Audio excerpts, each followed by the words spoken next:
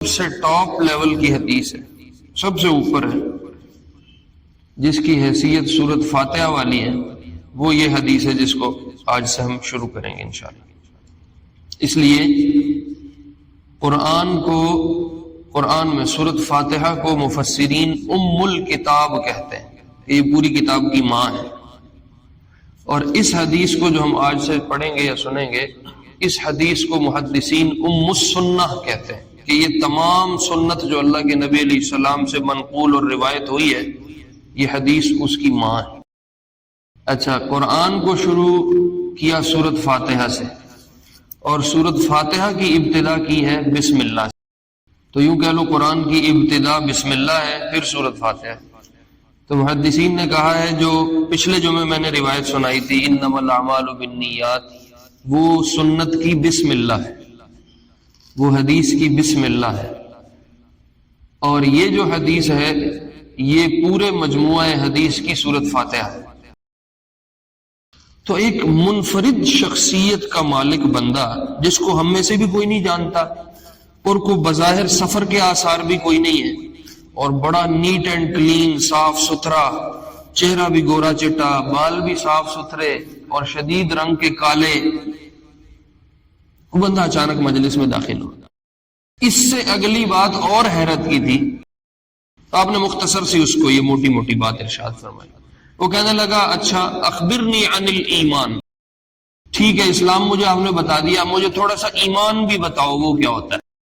جو اللہ نے تقدیر لکھی ہے سو ہو کے رہے، نہ اس کو کوئی تعویذ روک سکتا ہے، نہ اس کو کوئی دم درود روک سکتا ہے، نہ اس کو کوئی دنیا کی طاقت روک سکتی ہے، نہ اس کو اسباب کے درجے میں کوئی سبب روک سکتا ہے۔ ہمارے لیے مسائل تب بڑھ جاتے ہیں جب ہم حفاظت کے اعمال کو اختیار نہیں۔ صلى عليك الله صلوات دائما فالعز والفوز ليس إلا فيك۔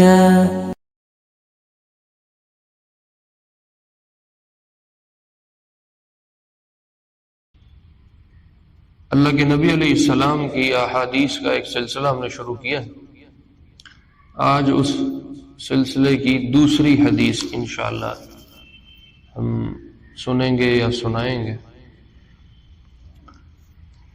یہ جو حدیث آج ذکر ہوگی، یہ حدیث کے مجموعے میں وہ حیثیت رکھتی ہے جو قرآن میں سورت فاتحہ حیثیت رکھتی ہے۔ یعنی قرآن کی 6666 آیات ہیں، ان آیات میں جو سب سے ٹاپ پہ ہیں، جو پورے قرآن کا خلاصہ ہے، اور جن کو پورے قرآن کی ماں کہا جاتا ہے، وہ سورت فاتحہ کی 7 آیات ہیں۔ تو حدیث کا جو مجموعہ محدثین نے جمع کیا اللہ کے نبی علیہ السلام سے، وہ کئی لاکھ احادیث ہیں۔ ان احادیث میں جو سب سے ٹاپ لیول کی حدیث ہے، سب سے اوپر ہے، جس کی حیثیت سورت فاتحہ والی ہے، وہ یہ حدیث ہے جس کو آج سے ہم شروع کریں گے انشاءاللہ۔ اس لیے قرآن میں سورت فاتحہ کو مفسرین ام الکتاب کہتے ہیں، کہ یہ پوری کتاب کی ماں ہے۔ اور اس حدیث کو جو ہم آج سے پڑھیں گے یا سنیں گے، اس حدیث کو محدثین ام السنہ کہتے ہیں، کہ یہ تمام سنت جو اللہ کے نبی علیہ السلام سے منقول اور روایت ہوئی ہے، یہ حدیث اس کی ماں ہے۔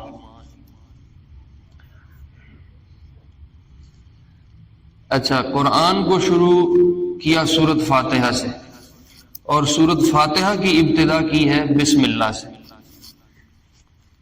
تو یوں کہہ لو قرآن کی ابتدا بسم اللہ ہے، پھر سورت فاتحہ ہے۔ تو محدثین نے کہا ہے، جو پچھلے جمعے میں نے روایت سنائی تھی انما الاعمال بالنیات، وہ سنت کی بسم اللہ ہے، وہ حدیث کی بسم اللہ ہے، اور یہ جو حدیث ہے یہ پورے مجموعہ حدیث کی سورت فاتحہ ہے۔ بہرحال یہ حدیث بڑی مضبوط بھی ہے، جامع بھی ہے، اور بہت بڑے بڑے اکابر صحابہ نے اس کو نقل فرمایا. عبداللہ بن عباس اس میں ہیں، عمر بن خطاب اس میں ہیں رضی اللہ عنہ، عبداللہ بن عمر اس میں ہیں رضی اللہ عنہما.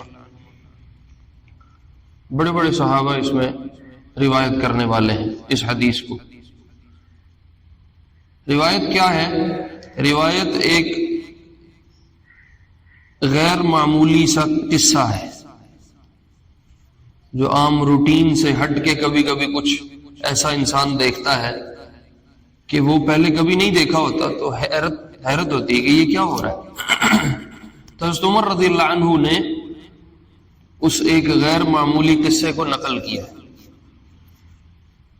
بظاہر تو وہ ایک قصہ ہے مختصر، لیکن وہ اتنا جامع ہے اور اتنے مضمون اپنے اندر سمیٹے ہوئے ہیں کہ اس ایک حدیث پہ، جس کو ہم ابھی سنیں گے یا سنائیں گے، اس ایک حدیث پہ پوری کتابیں لکھی ہیں مصنفین محدثین.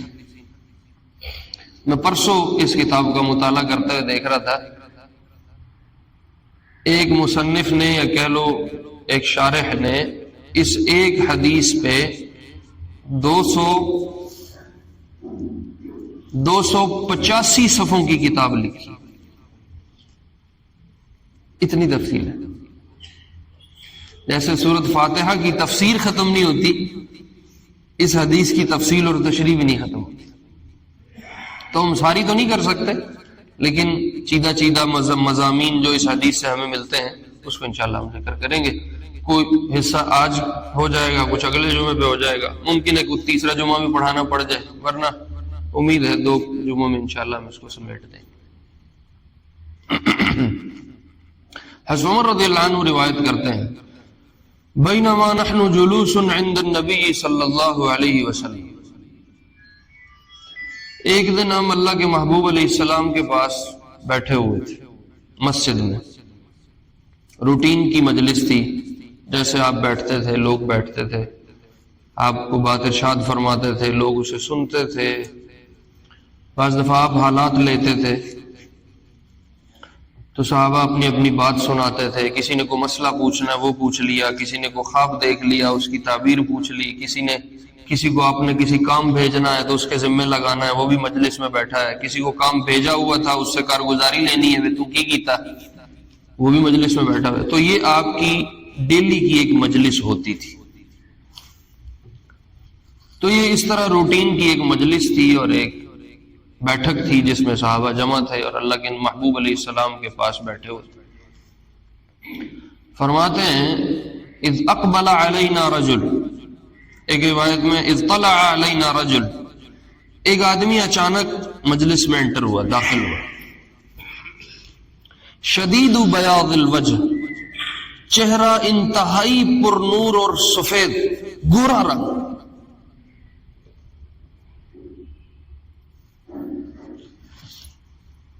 جو مکے کے لوگ تھے نا، یہ گورے نہیں تھے، یہ گندم مائل جس کو ہم سانولا رنگ کہتے ہیں، مکے کے لوگوں کا یہی ہوتا. تو ایک آدمی جو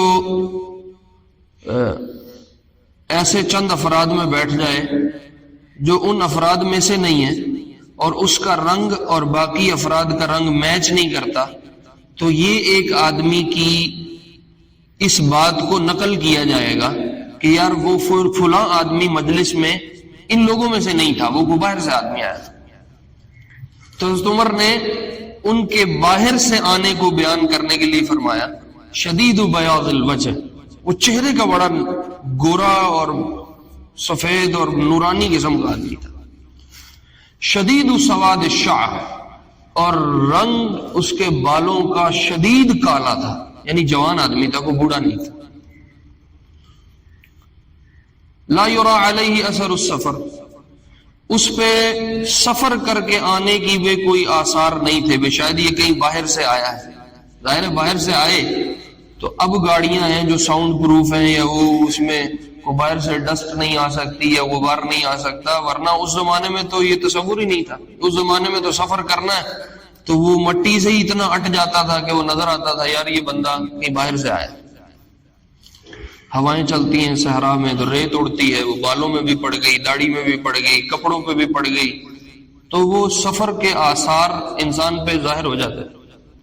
تو حضرت عمر بتا رہے ہیں کہ یہ جو بندہ اچانک آیا اس پہ سفر کے بھی کوئی آثار نہیں تھے کہ اس پہ کوئی گرد و غبار کہیں نظر آئے، یا بندہ کہے بھئی یہ مکے کا نہیں ہے تو باہر سے آیا تو اس پہ کوئی سفر کے آثار تو نظر آئے کم از کم، وہ بھی کوئی نہیں۔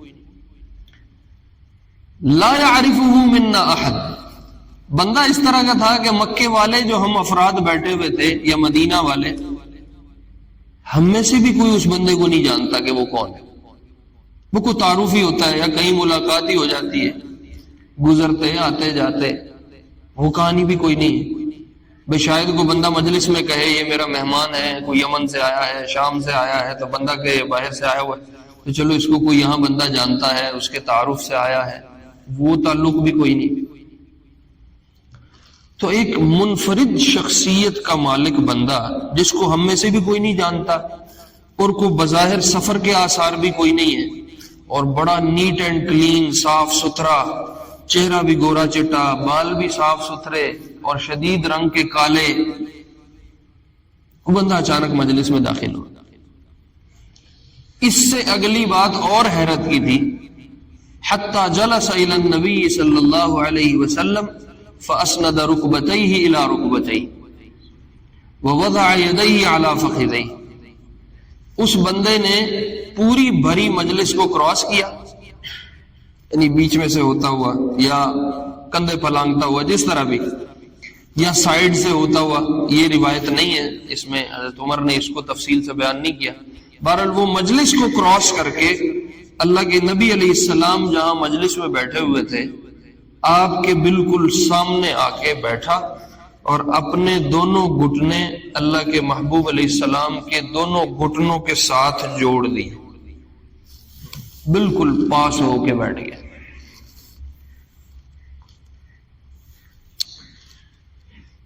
اور روایت کے مطابق جو حضرت عمر نے بتایا ہے، اس نے اپنے دونوں ہاتھ، دو طرح کی روایتیں، ایک روایت یہ ہے کہ اس نے دونوں ہاتھ اللہ کے نبی علیہ السلام کے گھٹنوں پہ رکھ کے وہ گھٹنے پکڑ لیے زور سے، اور کچھ محدثین کا اسی روایت سے یہ کہنا ہے کہ نہیں، آپ کے گھٹنے نہیں پکڑے، اپنے گھٹنے پکڑے، گھٹنے پکڑ لیے، اپنے پکڑے یا اللہ کے محبوب علیہ السلام کے پکڑے، اور یوں حرکت دے کے کہنے لگا یا محمد صلی اللہ علیہ وسلم۔ آپ کی مجلس کا یہ آداب میں سے تھا کہ جو بندہ آپ کی مجلس میں بیٹھتا ہے وہ یا رسول اللہ کہتا تھا، اے اللہ کے رسول، یا نبی اللہ کہتا تھا، اے اللہ کے نبی علیہ الصلوۃ والسلام۔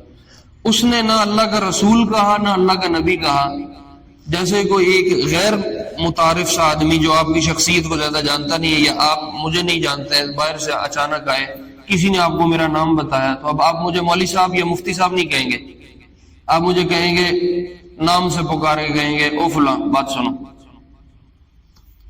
تو جو وہاں مجمع بیٹھا تھا وہ تو جانتا تھا یہ اللہ کے محبوب ہیں علیہ الصلوۃ والسلام، یا اللہ کے رسول ہیں، یا اللہ کے نبی ہیں۔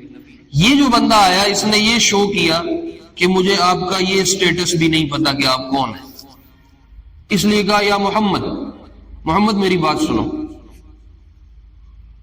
اور عموماً یہ انداز دیہاتیوں کا ہوا کرتا تھا جو آپ کے پاس نہیں رہتے تھے، کبھی کبھی کو اکا دکا مرتبہ اللہ کے نبی کی مجلس میں حاضر ہوئے علیہ الصلوۃ والسلام، تو آ کے وہ سیدھی سیدھی بات کرتے تھے، موٹی موٹی بات، جس کو پنجابی میں کہتے ہیں ٹھلیاں ٹھلیاں گلاں، تو موٹی موٹی بات بولتے تھے۔ تو نے کہا یا محمد صلی اللہ علیہ وسلم، محمد میری بات سنو، اخبرنی عن الاسلام، جس اسلام کی تم باتیں کرتے ہو مجھے اس کا کچھ تھوڑا سا تعارف کراؤ، اسلام کیا ہے، مجھے بتاؤ اسلام کیا ہے۔ تو آپ نے فرمایا ان تشہد ان لا الہ الا اللہ وان محمدا عبدہ ورسولہ، اسلام یہ ہے کہ تم یہ گواہی دے دو کہ اللہ کے سوا کوئی معبود نہیں ہے اور محمد صلی اللہ علیہ وسلم اللہ کے بندے اور اس کے رسول ہیں۔ یہ بات زبان سے بول دو اور زبان سے کہہ دو، یہ پہلی ابتدا ہے اسلام کی۔ وَأَن تُقِيمَ الصَّلَاةَ، نماز قائم کرو، جو ایمان اور اسلام لانے کے فوراً بعد پہلا حکم آپ کو قرآن میں ملے، حدیث میں ملے، کہیں پہ بھی ملے، وہ نماز ہے۔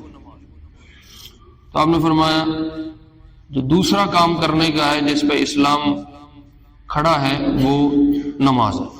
وَتُؤْتِيَ الزَّكَاةَ، اور اگر اللہ نے مال دیا زکوٰۃ ادا کرو۔ وَتَصُومَ رمضان، زندگی میں رمضان جب بھی آئے تو اس کے روزے رکھو۔ وَتَحُجَّ الْبَيْتَ إِنِ اسْتَطَعْتَ إِلَيْهِ سَبِيلًا، اور جب اللہ موقع دے، استطاعت دے، ہمت دے، توفیق دے تو جا کے حج کر کے آؤ، حج بیت اللہ کرو۔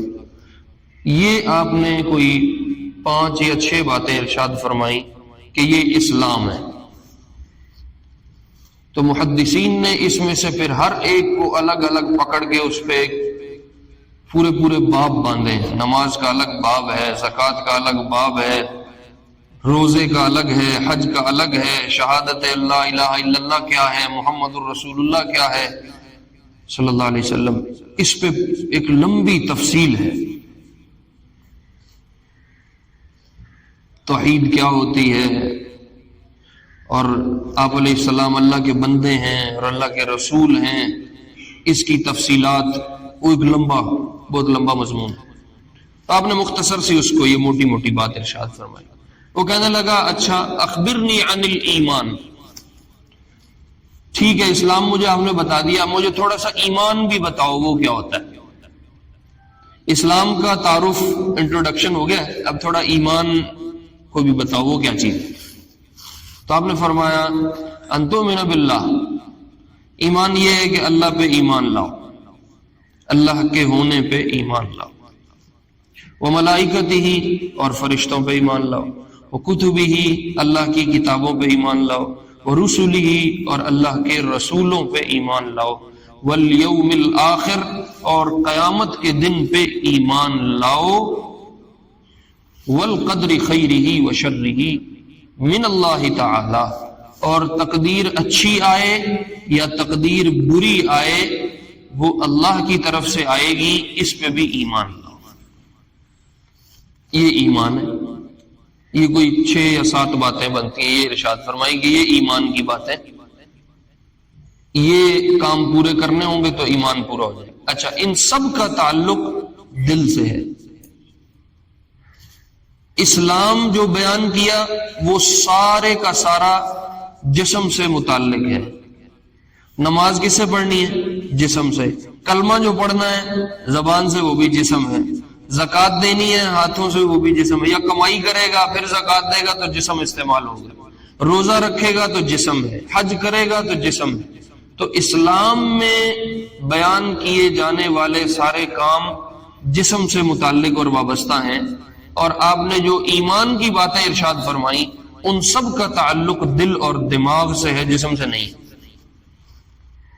کہ دل یہ مانے اللہ ہیں، دل یہ مانے اللہ کے فرشتے بھی ہیں، دل یہ مانے اللہ کی کتابیں بھی حق ہیں، دل یہ مانے کہ اللہ کے رسول حق سچ ہیں، اور دل یہ مانے کہ قیامت کا دن حق ہے، آ کے رہے گا، اس سے انکار نہیں ہو سکتا یا وہ جھوٹ نہیں ہو سکتا، اور دل یہ مانے کہ اچھا فیصلہ آئے تو بھی اللہ کی طرف سے، کوئی برا فیصلہ آئے تو بھی اللہ کی طرف سے۔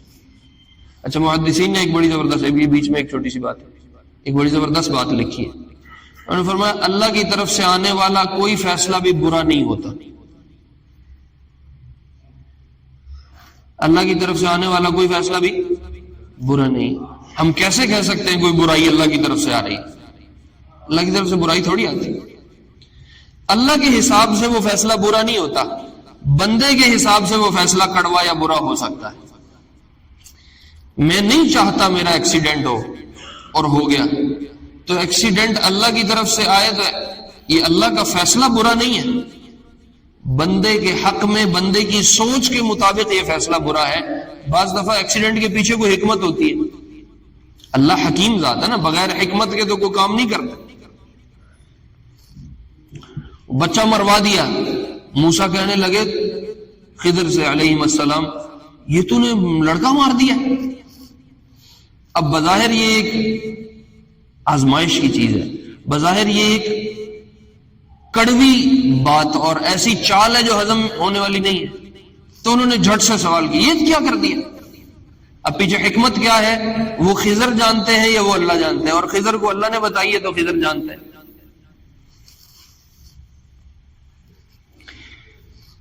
بعض دفعہ بڑوں کو حکمت پتہ ہوتی ہے، چھوٹوں کو حکمت پتہ نہیں ہوتی، تو بڑے اپنے حساب سے چل رہے ہوتے ہیں اور چھوٹے اپنی سوچ پہ چل رہے ہوتے ہیں۔ بچے کو انجیکشن لگاؤ تو لگانے والا ڈاکٹر ہے، اور جو لگوا رہا ہے وہ سگا باپ ہے، وہ پکڑ کے اس نے ٹانگیں بھی کسی ہوئی ہیں، بازو بھی کسے ہیں، تو بظاہر باپ بچے کو تکلیف دے رہا ہے، اور بچے کو وہ ڈاکٹر بھی دشمن نظر آ رہا ہے اور وہ باپ بھی دشمن نظر آ رہا ہے کہ یہ میرے ساتھ کیا کر رہے ہیں۔ لیکن یہ بڑے جانتے ہیں کہ اسی انجیکشن میں اس کی شفا ہے، یہ انجیکشن اسے لگے گا تو یہ ٹھیک ہوگا، ورنہ یہ بیمار ہی رہے گا۔ تو بعض دفعہ حکمتیں اللہ کی نظر میں ہوتی ہیں، چونکہ وہ رب ہے، وہ خالق ہے، وہ حکیم ذات ہے، حکمتوں والی ہے، بندے کی نظر میں وہ حکمتیں نہیں ہوتی۔ کہا یا اللہ مجھے بیٹا دے دے، مجھے بیٹا دے دے، مجھے بیٹا دے دے، مجھے بیٹا دے دے، پیچھے پڑ گیا کہ میں نے بیٹا لینا ہے۔ اللہ جانتے ہیں کہ اگر بیٹا ہوگا تو وہ اس کو نقصان دے گا، اللہ نہیں دے رہے، یہ اپنی ضد پہ مجھے بیٹا دے دے، بیٹا دے دے، بیٹا دے دے، بیٹا دے دے۔ بچپن میں اولاد فوت ہو گئی، یہ بہت سارے لوگوں کے ساتھ یہ معاملہ پیش آیا، بچپن میں اولاد فوت ہو گئی تو بظاہر ماں باپ کو دکھ ہوتا ہے کہ یار یہ اتنی مشکل سے پیدا ہوا تھا، اس کی ماں نے اتنی تکلیف کاٹی ہے، ڈاکٹروں کو لے لے کے سویر شام میں نسدا پیدا رہا تھے، اے ہوں جو تھوڑا جہا ہسڑ کھیڈن والا ہوا دے ٹر گیا۔ تو بچے کے جانے پہ بظاہر ماں باپ کو تکلیف ہو رہی ہے، یہ انجیکشن لگ رہا ہے، لیکن پیچھے حکمت ہو سکتی ہے، بڑا ہو کے کوئی ڈاکو بن جائے، چور بن جائے، لٹیرا بن جائے، کسی کی لڑکی کسی کی بیٹی اٹھا کے لے آئے اور ایسا الٹا کام کر دے، ساری زندگی باپ اپنے سر سے اتارتا رہے اور وہ نہ اترے، تو بہتر ہے ایسی اولاد بچپن میں چلی گئی۔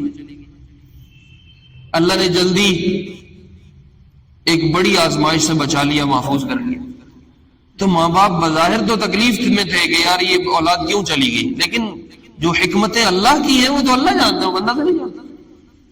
تو اس لیے محدثین نے لکھا ہے کہ اللہ کی طرف سے آنے والا کوئی فیصلہ بھی برا نہیں ہوتا، وہ فیصلہ حکمتوں سے بھرپور ہوتا ہے، لیکن انسان کی نظر بہت لمیٹڈ ہے اور انسان کی سوچ بڑی تھوڑی سی اور محدود ہے، تو اس دائرے میں وہ حکمتیں نہیں آتی جو اللہ جانتے ہیں۔ اس لیے انسان کے حق میں وہ فیصلہ برا ہو سکتا ہے۔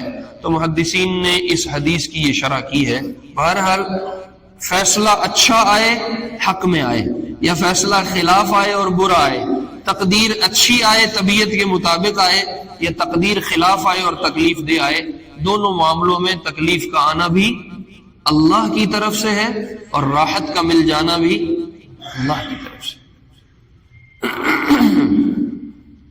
اسی کے ضمن میں یہ بات بھی لکھی ہے کہ چیزوں سے راحت اور تکلیف نہیں ملے گی، تقدیر خیر کی آئے یا شر کی آئے وہ چیزوں سے نہیں ہوگا، وہ کہاں سے ہوگا؟ اللہ سے ہوگا۔ تم اپنے لیے بظاہر جتنے مرضی سیکورٹی گارڈ اکٹھے کر لو، اپنی حفاظت کے بندوبست کر لو، کوئی ایسی پریشانی میرے تک نہ پہنچ سکے، لیکن جب اللہ کی طرف سے فیصلہ اترے گا تو وہ تم تک آئے گی، اس کو تم ٹال نہیں سکتے، اس کو تم روک نہیں سکتے۔ جو اللہ نے تقدیر لکھی ہے سو ہو کے رہے، نہ اس کو کوئی تعویذ روک سکتا ہے، نہ اس کو کوئی دم درود روک سکتا ہے، نہ اس کو کوئی دنیا کی طاقت روک سکتی ہے، نہ اس کو اسباب کے درجے میں کوئی سبب روک سکتا ہے۔ عموماً تکلیف آتی ہے تو لوگ جھٹ سے آتے ہیں، مولوی صاحب کو تعویذ دے دو، کسی پیر کے پاس چلے گئے، یہ مسئلہ ہو گیا جی کو تعویذ دے دو، کو دم کر دو۔ ہوں ساڈے ہاں ریڈی میڈ مخلوق کے بعد ساڈے کول کو بکرا چھترا لے لو تے سن تعویذ لکھ دے۔ نمازاں ساڈے کول نہیں پڑھیاں جاندیاں، قرآن کی تلاوت، تسبیح، درود، استغفار یہ ہم سے نہیں ہوتا، ہمیں تعویذ دے دو بس میرا مسئلہ حل ہو جائے۔ جیسے کوئی جسم میں مسئلہ پیش آ گیا تو ہم سارے نا اس کے عادی ہیں، میڈیکل کے، ایلوپیتھی کے، ہم جاتے ہیں ڈاکٹر کو گولی دے، چل کام ختم ہو جائے، وہ گولی دیتا ہے، مرض وہیں رک جاتا ہے، تو ہم کہتے ہیں چلو کام ہو۔ تو ایسے ہی جہاں کہیں مسئلہ پیش ہے ہم فٹافٹ ادھر ادھر کے راستے تلاش کرنا شروع کر دیتے. میرے عزیزوں میرے پیاروں، سارے اعمال کے ہوتے ہوئے حفاظتی اعمال بتائے ہیں وہ کرنے ہیں. حفاظت کی دعائیں بتائی ہیں، گھر سے نکلو تو یہ پڑھو، سواری پہ چڑھو تو یہ پڑھو، سواری سے اترو تو یہ پڑھو، رات کو سونا ہے تو یہ پڑھنا ہے، ہر نماز کے بعد آیت الکرسی پڑھنی ہے، سورۃ بقرہ کی گھر میں تلاوت کرنی ہے. یہ سارے اعمال حفاظت کے بتائے ہیں. لیکن ان اعمال کے ہوتے ہوئے بھی تکلیفیں آ جاتی ہیں، کیونکہ تقدیر ہے، وہ تقدیر اللہ کی طرف سے جو طے ہے وہ تو ہونا ہے، اس کو آپ نہیں ٹال سکتے. تعویذوں سے مسئلے حل ہوتے تو اللہ کے محبوب علیہ السلام کو دانتوں پہ چوٹ لگتی، دانت زخمی ہوتے. مولوی صاحب اسی صدقہ بھی دیتا سی، یہ تاں بھی مسئلہ بن گیا. تسی آخ دیو صدقہ دے دیو تو بلا ٹل جاندی. یہ پھر کیوں ہو گیا؟ یہ مسائل ہیں لوگوں کے، یہ ذہنی سوالات ہیں. تو میں نے تو صبح شام کی دعائیں بھی پڑھی نہیں حفاظت کی، میں تو آیت الکرسی بھی پڑھنا، یہ پھر کی چکر بن گیا. دیکھو اللہ کے محبوب علیہ الصلوۃ والسلام کی زندگی میں تکلیفیں موجود ہیں کہ تقدیر اللہ کی طرف سے ہے، اس کو کوئی نہیں روک سکتا. آپ سفر پہ گھوڑے پہ جا رہے ہیں، سواری کر رہے ہیں، اچانک گھوڑے کو ٹھوکر لگی، آپ گرے تو آپ کو گھٹنے پہ چوٹ لگ گئی. اب آپ کہتے ہیں میں نے صبح کی دعائیں پڑھی تھی، میں نے سٹ کے میں لگ گئی. نہیں، تقدیر ہے وہ ہو کے رہے گا. کئی دن آپ نے بیٹھ کے نماز پڑھی ہے اس تکلیف میں، کئی دن آپ نے اس تکلیف میں بیٹھ کے نماز پڑھی ہے. جو ہمیں بیٹھ کے نماز پڑھنے کا طریقہ حدیث سے ملا ہے وہ انہی دنوں میں ملا ہے جب آپ کو چوٹ لگی تھی. آپ کو نہ وہ چوٹ لگتی نہ ہمیں وہ بیٹھ کے نماز پڑھنے کا طریقہ ملتا. کتنے دن آپ نے کھڑے ہو کے پیشاب فرمایا، بیٹھ نہیں سکتے تھے، گھٹنے میں تکلیف تھی. اس وقت کوئی کموڈ اور کوئی سیٹ والا آپشن تو تھا نہیں، تو آپ کھڑے ہو کے پیشاب، حدیثوں میں موجود ہے. اگر کہ انسان کو کھڑے ہو کے پیشاب کرنا پڑ جائے تو کیسے کرنا ہے، اور اپنے آپ کو پیشاب سے کیسے بچانا ہے، اور پاکی کا کیسے خیال کرنا ہے، یہ ساری باتیں نبی سے کب ملی ہیں؟ جب گھٹنے پہ چوٹ لگی ہے. اگر چوٹ ہی نہ لگتی تو اتنا دین کہاں سے ملتا، پاکی ناپاکی کے مسائل کہاں سے آتے، یہ ہدایات امت کو کہاں سے ملتی. تو تکلیف کا آ جانا تقدیر کی چیز ہے، اللہ کی طرف سے ہو سکتا ہے، یہ کوئی ایسی انہونی چیز نہیں ہے. اس لیے جب اللہ کی طرف سے کوئی پریشانی آ جائے تو صبر کے ساتھ، تحمل کے ساتھ، بردباری کے ساتھ، اللہ کی قضا سمجھ کے، اللہ کا فیصلہ سمجھ کے، ایمان والا اس پہ مطمئن رہتا ہے، پریشان نہیں ہوتا. ہاں اپنے تئیں اپنی کوشش جاری رکھنی چاہیے، انسان صدقہ دے، دعائیں پڑھے، مسنون اعمال جو بتائے گئے ہیں وہ کرے، پھر اس کے بعد کوئی تقدیر آ جائے تو آ سکتی ہے. البتہ حفاظت کے اعمال موجود ہیں، ان کو ضرور اختیار کرنا چاہیے. ہمارے لیے مسائل تب بڑھ جاتے ہیں جب ہم حفاظت کے اعمال کو اختیار نہیں کرتے. پھر محدثین نے یہ لکھا ہے کہ اللہ کا اور اس کے رسول کا وعدہ جھوٹا نہیں ہے. جن اعمال میں حفاظت بتائی ہے ان اعمال میں حفاظت ہوگی، تو پھر یہ چوٹ کیسے لگی اور وعدہ کیسے پورا ہوگا؟ تو محدثین نے لکھا ہے کہ اللہ اس تقدیر کی وجہ سے آنے والی تکلیف میں کچھ کمی کر دیں گے. وہ تکلیف بڑی ہو کے آنی تھی لیکن وہ تکلیف چھوٹی ہو کے آئے گی، طبیعت پہ زیادہ گراں اور بھاری نہیں ہوگی، یہ اعمال کا اثر ہوگا.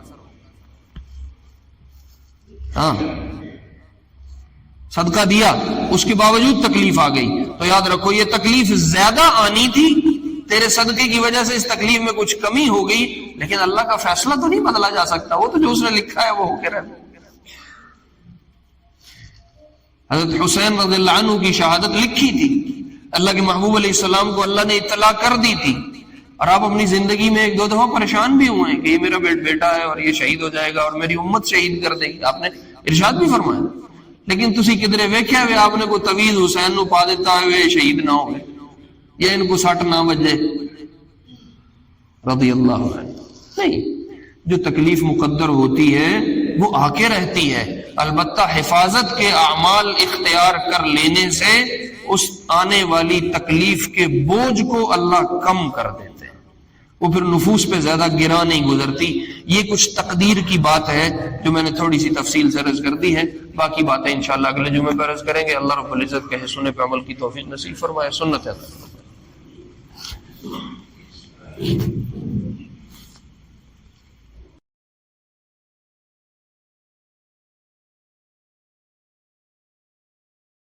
صلى عليك الله صلواتا دائما فالعز والفوز ليس إلا فيك